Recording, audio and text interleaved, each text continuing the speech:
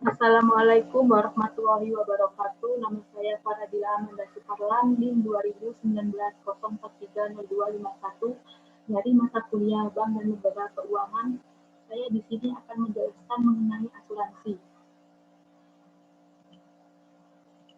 Definisi asuransi sendiri yaitu suatu perjanjian di mana seseorang penanggung mengikatkan diri pada tertanggung dengan menerima suatu premi untuk memberi penggantian kepadanya karena suatu kerugian, kerusakan, atau kehilangan keuntungan yang diharapkan yang mungkin akan dideritanya karena suatu peristiwa yang tidak menentu. Pasal 246 KUHD RI.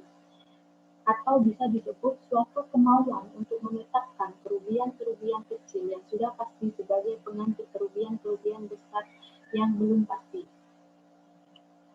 Asal kata asuransi dalam bahasa Latin assurere yaitu meyakinkan orang lain, yang berarti assurance yaitu menanggung sesuatu yang pasti terjadi, sedangkan insurance yaitu menanggung sesuatu yang belum tentu terjadi.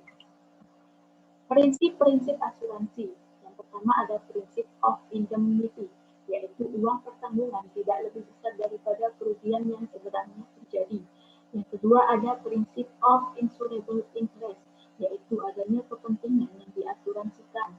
Yang ketiga ada prinsip of subrogation, yaitu perusahaan asuransi berhak atas kos yang akan diterima pihak yang mengasuransikan dari pihak ketiga.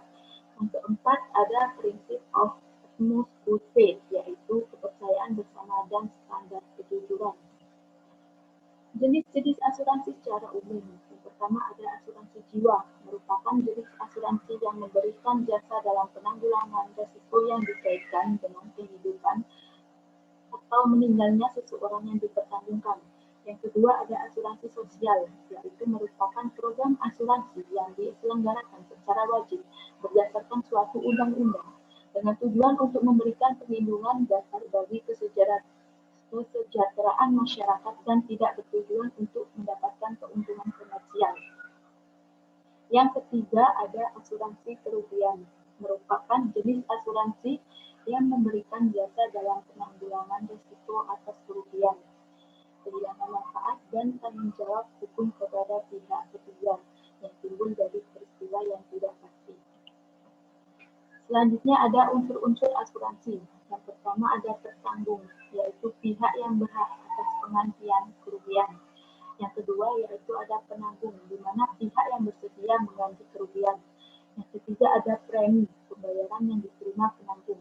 Yang keempat ada polis, kontrak asuransi.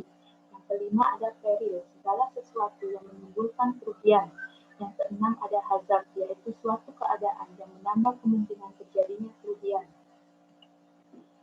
Manfaat dari asuransi sendiri ada, yaitu membuat masyarakat dan perusahaan dalam keadaan aman, mempertahankan efisiensi perusahaan, merupakan alat penabung, dan dasar pemberian kredit.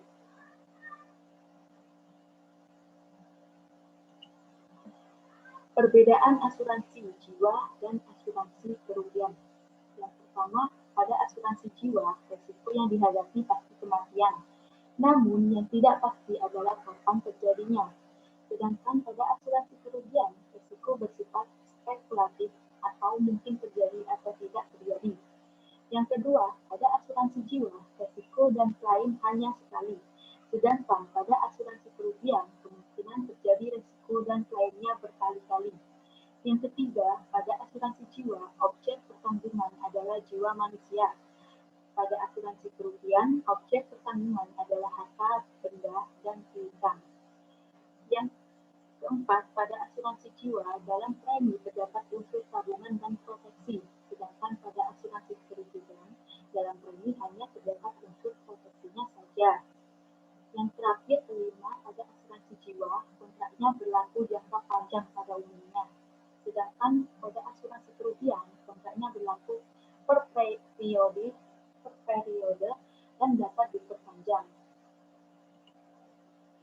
Perbedaan asuransi dan tabungan. Pada asuransi yang pertama, besarnya uang yang diterima dapat ditentukan sendiri pada saat perjanjian dibuat. Dan pada tabungan yang pertama, besarnya uang yang akan diterima tergantung pada kemauan penabung. Yang kedua, pada asuransi besarnya premi yang dibayarkan sudah tetap. Pada tabungan besarnya uang yang ditabung tidak tetap. Yang ketiga, pada asuransi terdapat jaminan terima uang yang pasti sesuai dengan perjanjian atau fungsi proteksi finansial, sedangkan pada tabungan tidak terdapat fungsi proteksi terhadap resiko. Yang keempat, pada asuransi yaitu saat meninggal uang yang diterima sudah pasti, sedangkan pada tabungan sendiri besarnya uang tergantung pada jumlah tabungan yang ditambah bunga. Yang terakhir, kelima, yaitu adanya keharusan untuk membayar premi dengan teratur, yaitu pada asuransi, sedangkan pada tabungan tidak adanya keharusan dalam menabung. Selanjutnya, risiko yang bisa diasuransikan, yaitu kerugian karena risiko bisa ditentukan dan diukur. Risiko yang mempunyai kemiripan dan banyak. Kerugian harus terjadi karena ketidaksengajaan atau karena kecelakaan. Kerugian tidak diakibatkan oleh bencana. Kerugian yang besar, probabilitas terjadinya kerugian tidak terlalu tinggi. Sekian dari presentasi saya. Apabila ada salah kata, saya mohon maaf. Saya akhiri. Wassalamualaikum warahmatullahi wabarakatuh.